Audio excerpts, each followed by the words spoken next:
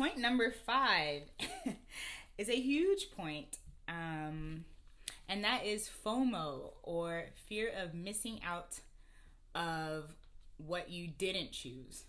So you found your person, so you thought, and you've chosen them to live forever and ever with until eternity.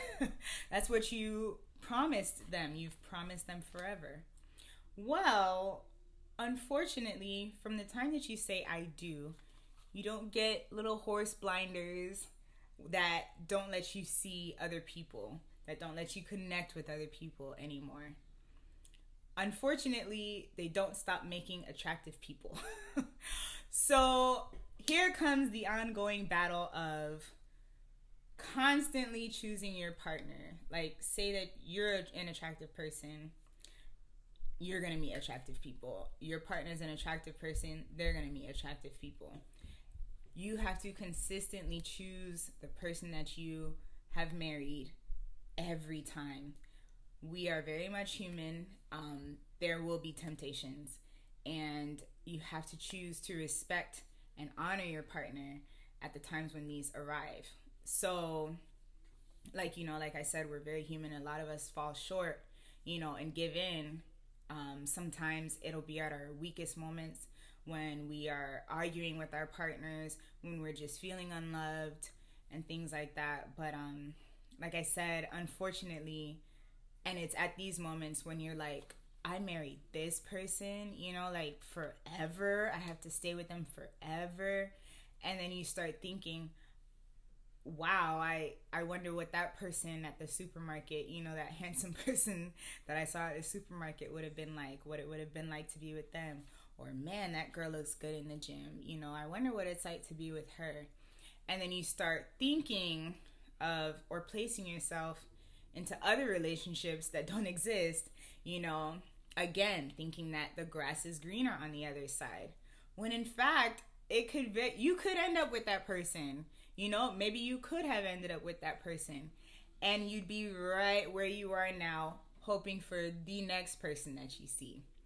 And that's just how life goes. You have to consistently, again, choose your partner consistently, even when things are bad, even when everyone's attractive too, and curiosity runs away with you. You have to consistently choose to love and respect them.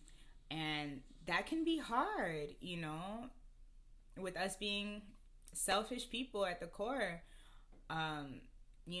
and then, not to say that that's a bad thing in itself either. A lot of us are selfish, that's how we survive a lot of things. But it can be quite the battle to put your partner before yourself in that instance.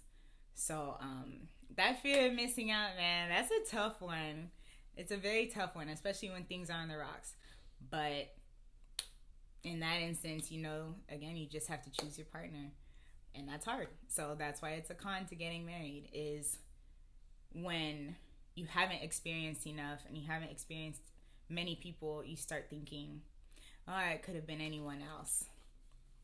And that's a very real issue that a lot of people who get married, especially married young, have. So it's something to consider. All right, so my last point that I have is, it's very obvious, but I don't think people realize marriage was supposed to be a forever type deal. So this person, like, imagine forever. Imagine this person forever as they are, because that's a huge problem that a lot of people have, right? They get with someone thinking they're good now. Maybe down the road I could tweak this, I can tweak that, we can work on this, we can work on that. And that's how the marriage starts to dissolve, is when you take a person only with the intent to change them. You have to take a person saying, if this person didn't change for the rest of our lives, could I stay with them as they are today? Because a lot of the times people get together thinking, well, I don't really like that they do that, but that'll change. Well, what happens is that thing that you didn't really like, and it was like, it sounds like, ugh, even like it sounds like a huge, big deal as the time goes on. It becomes something that you just cannot stand. So when you put that in terms of forever, it's like, can you deal with this forever? Can you legitimately love this person forever? And when I say love, again, it's not that romantic stuff. You have to choose. Like, there's no such thing for me as unconditional love for anyone besides for my children. That's the only unconditional love I've ever experienced. There are conditions when it comes to marriage, and when those are broken, say someone can't produce financially, someone isn't attractive to you in that way anymore because they've let go of themselves, they've gained weight, someone isn't handling their share in the house and not cooking or cleaning or, helping with the kids. These are real conditions, and when they're not met, when you couple that with living with that forever, it's a very hard thing to contend with. It's a very hard thing to accept. And so this is why a lot of divorces happen. This is why the divorce rate is so high. Sometimes it comes down to compatibility, especially if you've met each other very young. Now you're two completely different people, 5-10 years down the line. One person wants to go this way, the other wants to go that way. How do you meet? After a while, sometimes it's just best to shake hands and, split. So the splitting part means this for lawyers, and it can be extremely stressful to even think about divorce, let alone go through one. So, I feel like people treat marriage so frivolously because we see that it's something that's done in steps. Well, I've graduated high school, I've graduated college, I have a boyfriend or girlfriend, I'm supposed to get married. It's not something to be treated frivolously because it was meant to be a forever thing. So when you look at it like that, I hope that it gives you pause when you're considering marriage, and the person that you're considering marrying, because the little things now will be big things later. And can you deal with that forever? Just make sure that you can. I considered making a part 2 to this video, the pros of getting married. Unfortunately, though, I don't think that that's something that I could give people like a broad spectrum of, besides the financial and the obvious, the financial where you're bringing your incomes together, or if you plan on having kids, this is under one household, under one roof. That is mostly beneficial for kids, studies have shown. And obviously, having a partner for life, life is very, very hard. And it helps to have someone there, for me, supporting, your ideas, your moves, things like that. It's very, very helpful to have someone in your corner for these things.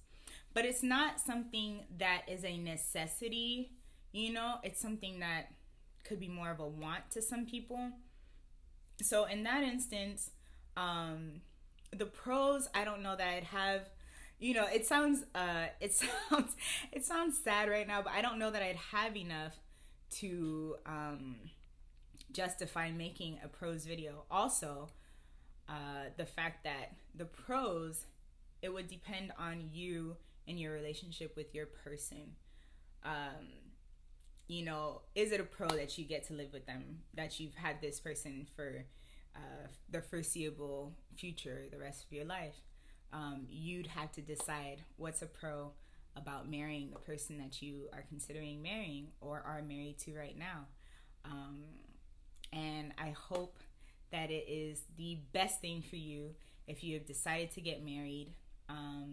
But these are some of the cons that I had for people considering getting married. Just to think about these things and maybe discuss this with your partner, if you're considering it. Like, hey, what if this were to happen? What happens when we're not so compatible? What happens? Like, what does it look like on a Friday night when you want to go out and I want to stay home? Like, do we argue about it? Like, what does it look like when you have this idea but I don't want to do it? Or, what do we look like in the future? So that's why I made this video. If you're considering getting married, have open and honest discussions with the person who you plan on promising forever with, so that your forever lasts. I've been divorced before, and now I'm in a relationship again, where at first I said to myself, I don't ever want to get married again. I think the only time I will get married is if I'm 50 and thinking that I need somebody to check on me when I'm much older, and make sure I'm still around. But nowadays I'm considering it more and more so, and with a new lens of what marriage was like and what it is like. And I think that that's something that I'm ready and willing to do again, in the future, with my new thoughts about marriage and realizing that it's not love and all those unrealistic things. It's a lot of work. It is a lot of work. So I just wanted to let you guys know that. But it's doable. Obviously there are people who make it for years and years, but it's because they're realistic about it. So anyway, I hope this video helped. Leave comments in the bottom, all you married people out there, if you have anything that you can warn people about, or advice to get people through the tough times. Please leave them below. I'd love to hear from you. Let me know what you guys think. As always, I will be back soon with another video. I have so many video ideas, I just need to get back to them. But I will catch you guys in the next one. I hope you have a great day. Peace.